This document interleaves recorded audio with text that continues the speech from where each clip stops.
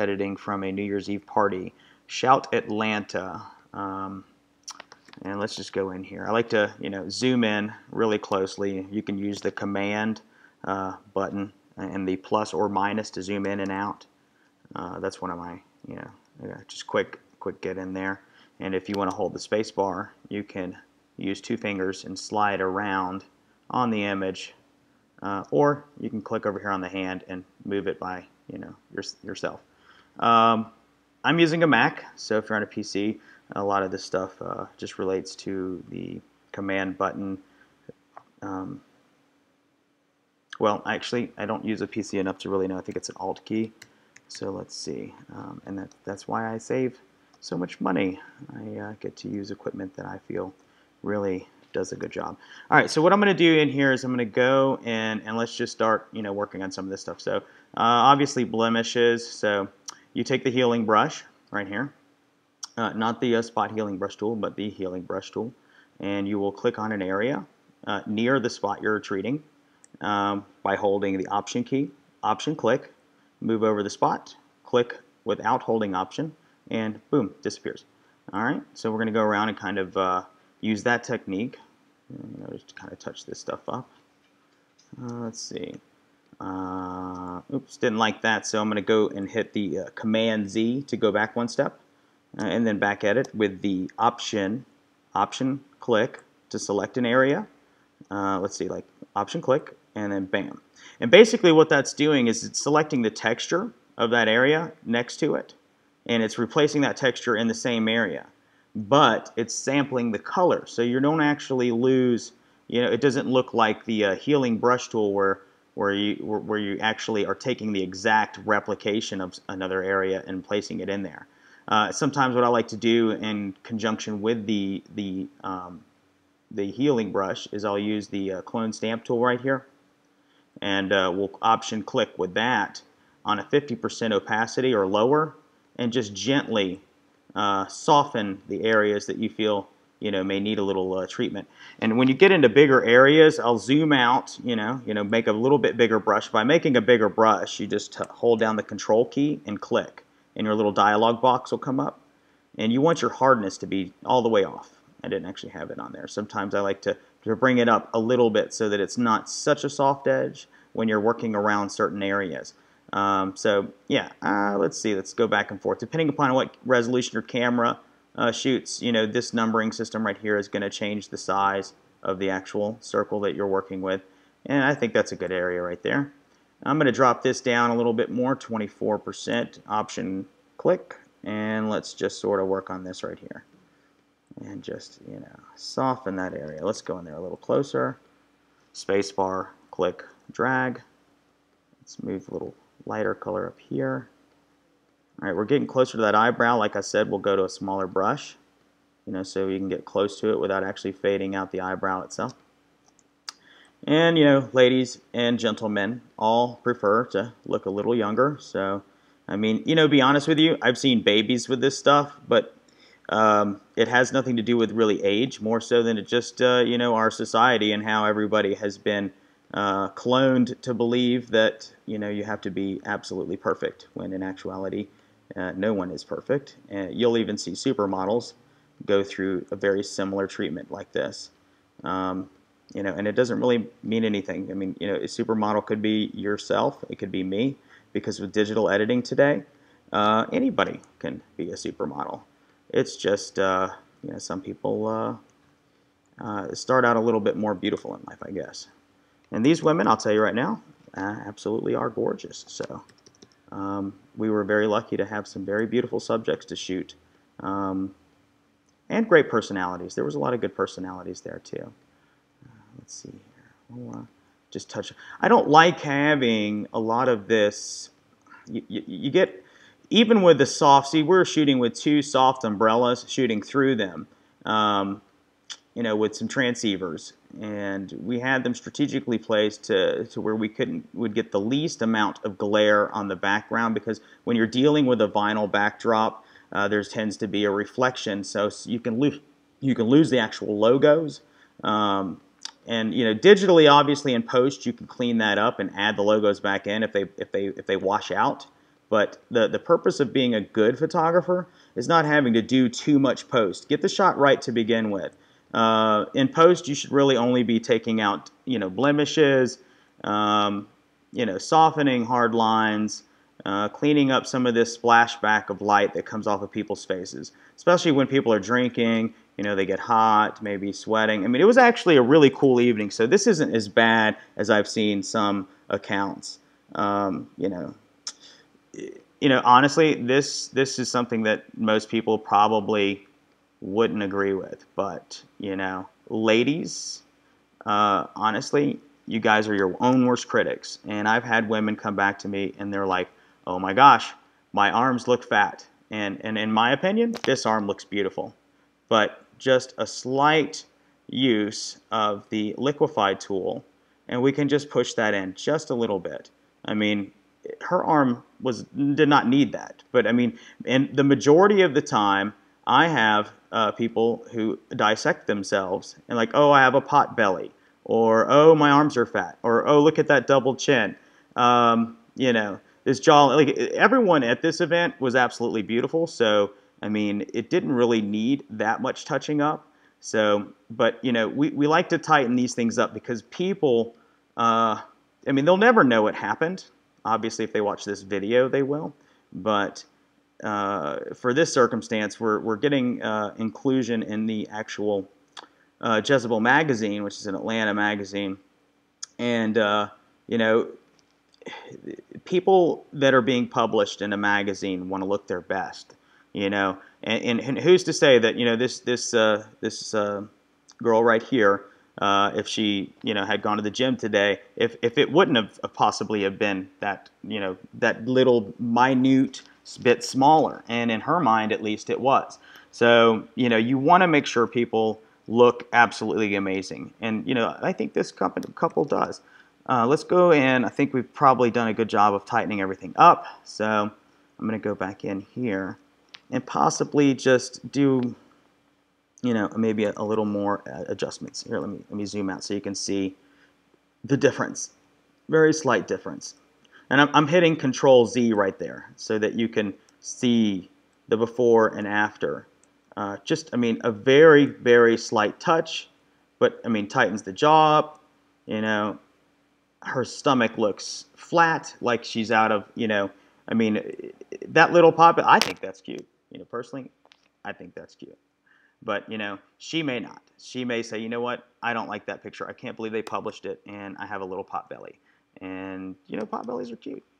So, I'm sure that no one would have ever noticed that. But as a photographer, like I said, we try to really go in and make sure that everybody looks their absolute best.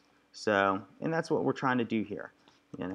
If you may have like a little soft, just that little shadow right there. Oh my goodness, I was squinting a little bit. Just softening. I'm going to take this area right here and just soften that little line right there just a little bit because you got that shadow in there, right? So yeah, it's just makes it a little more subtle. I mean, you can still see it, but as all of us age, the lines get deeper, or maybe our hairline recedes or something. But I mean, we don't try to do too much. Like, obviously, I'm not gonna Photoshop an eye on his forehead or something. There's only a certain distance you want to go with this stuff to make sure that you're not actually changing who the person is. I mean, these people both look absolutely the way they did to begin with. Honestly, I didn't really have to do too much of that, so I'm going to save it. And maybe just let's do one more thing. Would you like to update the later version? Yes. All right, so I'm going to open this up a little bit more here. And it looks a little lighter up here, obviously, than it down here. And I want to fix that. But, you can't, there's a couple ways you can do this. I typically will just go into my layers palette and click on the layer adjustment tools. Like if you roll over this here, it says create new fill or adjustment layer. And we'll add a curves. So, and that's going to it doesn't actually affect the layer itself. it puts an adjustment on top of that layer. So we'll raise that up just a hair to where, you know, we look good down here. I'm just trying to add a little more light down here. I'm not really worried about up here. What is this? It's benching the server. See, I'm trying to continue editing here. I don't know why it keeps throwing that menu up here.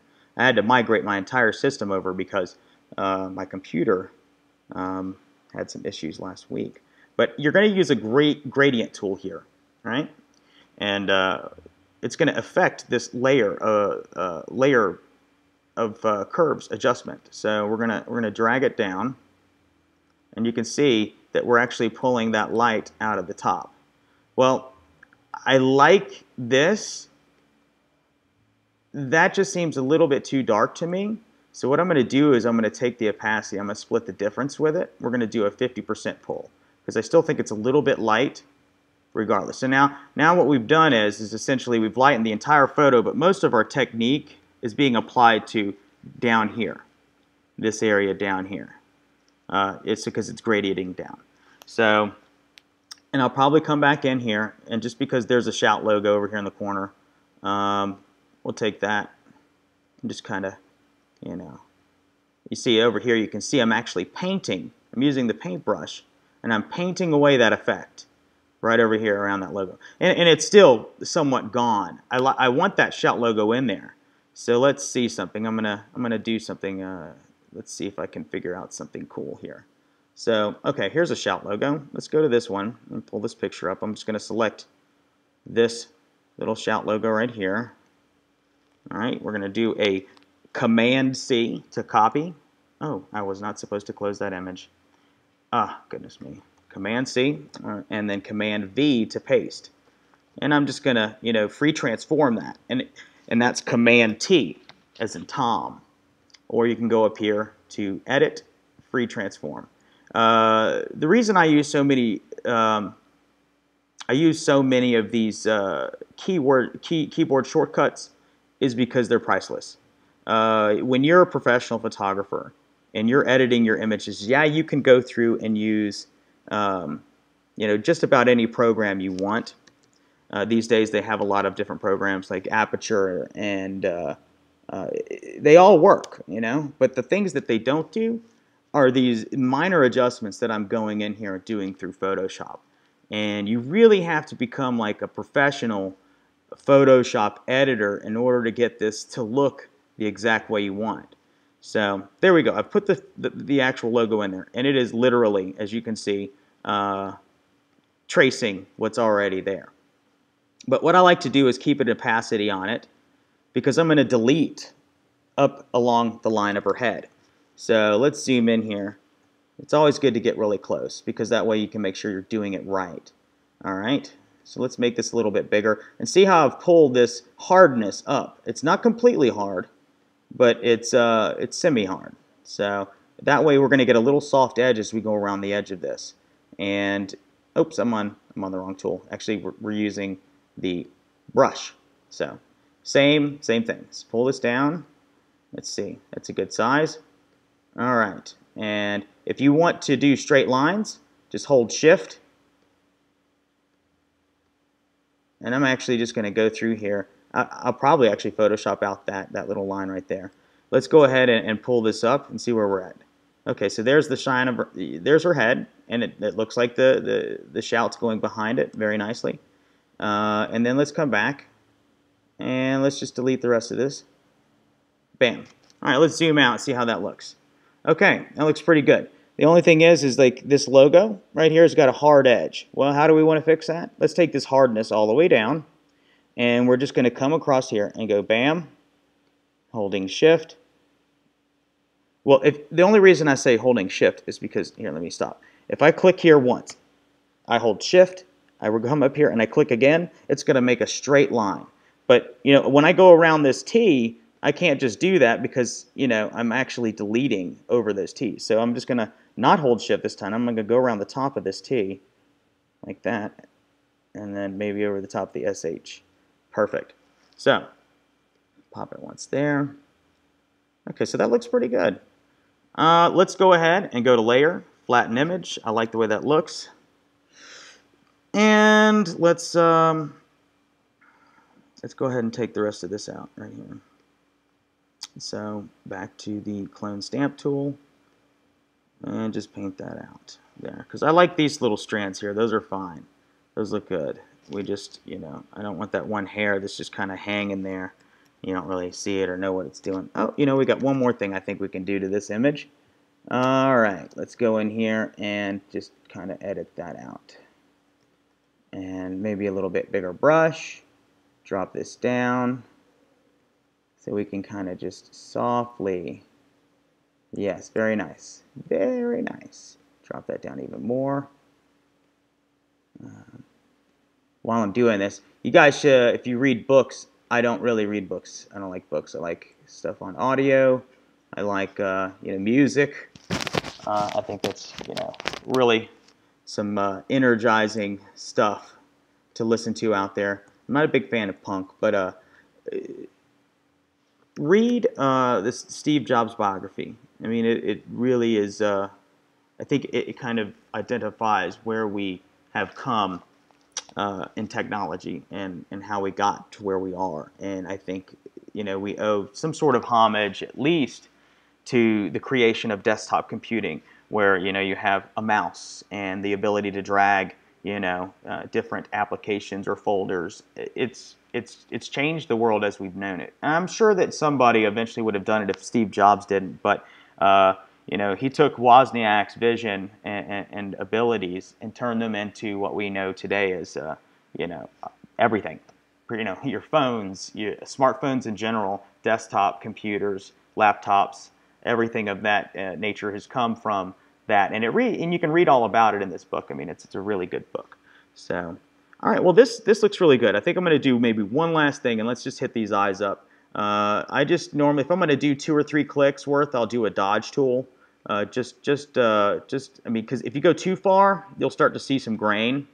And since we use the two, you can actually see our light setup in the eyes there. We've got one on either side of them, just softboxes. And that actually adds a nice little technique to where your eyes will have the 2 pops of light from the flash, which is cool. I think it really just gives people a nice, sexy look. I mean, it pops those eyes out, and those just look good. I think so. I think we look good. Another thing, I mean, if we really want to go far into this, I mean, here's your marquee tool. You can go into your selections. Let's see, polygonal lasso tool is one of my favorites, just because you can do some quick grabs here, like just clicking around these lips like this. All right. Let's just give them a little quick click. All right. And I'm going to do a Shift, Command, and the letter I to select the inverse. And what I'm going to do now is I'm going to use the actual magnetic lasso tool, and I'm going to click on this tooth. And we're just going to go and roll around the gums and the teeth. It doesn't have to be perfect, but you need to be pretty close. Let's say if you miss something, I can click and go back up here again and add to that selection. And vice versa up here. It's just, I mean, like I said, it doesn't have to be perfect, because what I'm going to do now is you're going to go to Shift, Command, I again to select the inverse, or you can go up here to select and inverse. And we're going to do a modify and a feather, and we're going to add like maybe a two point or pixel feather, whatever they were measuring that with. And I'm going to do a copy and a paste, which is Command C, Command V. And so what we've done is we've isolated her lips. Yes, awesome, right? Well, let's go in here and do a little hue saturation, because I just have a feeling that this beautiful girl right here may need a little more color in the lips. And you can even hit the colorize button here. Oh, yes, blue, sexy, right? Yeah, we like that. Now, let's go back to her actual natural color, and we're just going to pop that up a little bit. If I can find it. Where is it? Let's pop the saturation up here. All right. That looks good. Not right. All right. All right. So we get in there, we've pulled the color up, right?